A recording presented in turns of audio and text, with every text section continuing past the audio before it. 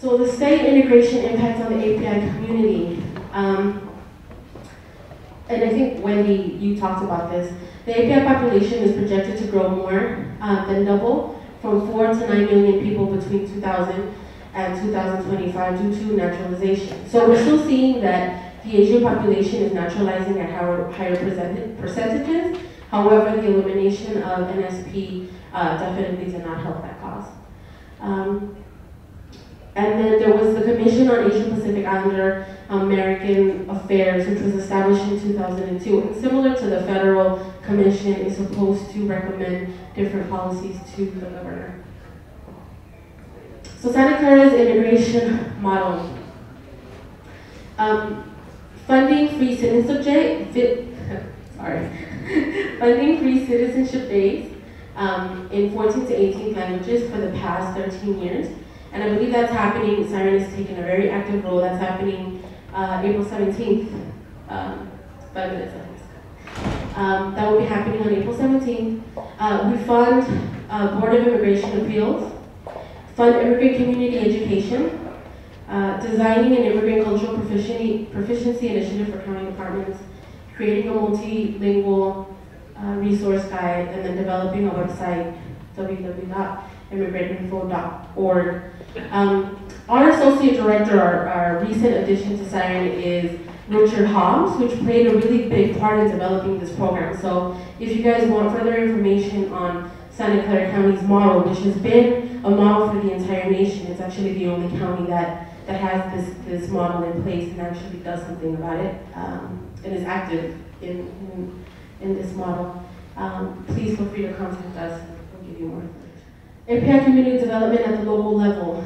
In 2000, the API community made 25% of Santa Clara County's population. I believe it's at 31, 32 now. Santa Clara County is a county with more Asians than any other Bay Area county. And Santa Clara County will soon overtake San Francisco County as the county in the U.S. with the largest share of Asians. So it just goes to show the implication of our integration model, right? This is why it's important, because these numbers are rising. During the research that we were doing, we saw that the Asian population was increasing at higher rates than any other ethnic group in Santa Clara County. Actually, Santa Clara County, the state and federal, national. So some challenges to integration. Funding sources for integration services. Like, apparently we don't have any money, and we also don't want to find any revenues to fund these programs. Fear of accessing and navigating resources because of experiences in our home countries.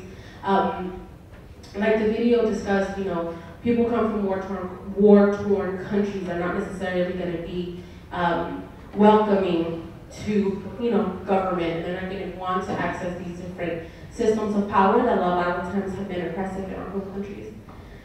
And I'm sorry for being hard, I'm getting over being sick. The idea of success of a small number of API professionals overshadows the needs.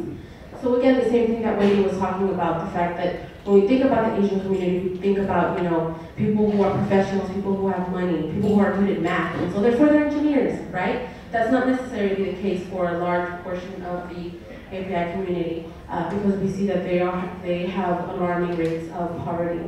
And so it keeps us from talking about people who have real issues. API communities are linguistically and culturally isolated. It goes along with the point that I made before. Because we don't talk about these issues, we don't talk about the services that we need to put in place in order to provide these services.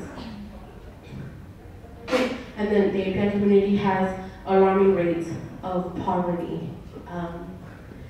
Again, because we're not talking about these services, because we're not talking about this community, it's hard for us to really talk about how to pull them out of poverty and get them integrated into society.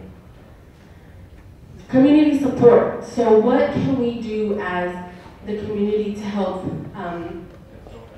immigrant communities integrate? So community outreach and education, leadership development, organizing and mobilizing, policy advocacy, which is a really big part of what Jasmine and I do, and trying to get people who have gone through leadership development training or who have joined different programs come and tell their stories in Sacramento. Just a few weeks ago, actually, I was at the Assembly Subcommittee for Human Services advocating for CAPI, actually.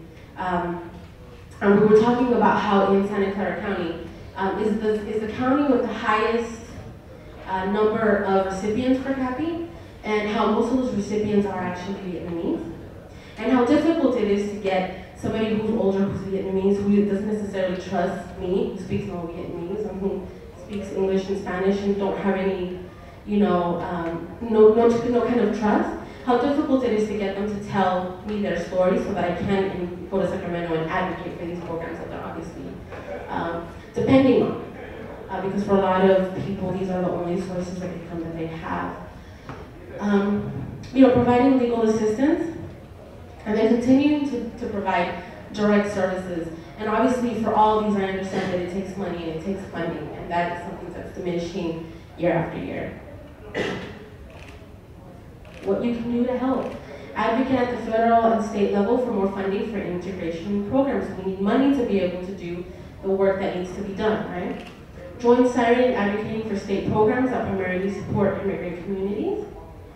And by that I mean exactly that, trying to get the stories from people who are using these programs like CAPI, like CFAP, people who are CalWORKs recipients who have been here for less than 5 years. Those stories are actually really difficult to find. Not a lot of people are willing to talk about their experiences, and I think there's a big taboo and there's a stigma when you talk about like, okay, you know what, I actually can't make it on my own, I need these services. And so what we try to do is say, it's not that you can't make it on your own, it's that there's all these barriers and linguistic, social, people are disabled, there's all these things that are keeping people from working, especially right now with economic recession. I mean, these safety net programs are more necessary than ever. Like I said, provide testimonies to advocate for programs, and then join our Siren family. We have various events throughout the year at the local level, state level, and federal level to try to push immigration reform, to try to increase revenues at the state level, to try to preserve the programs that are being up for elimination or drastic cuts this year. So we're constantly working. I mean, this is what we do. So come join us, come learn, and we're available. And that's it.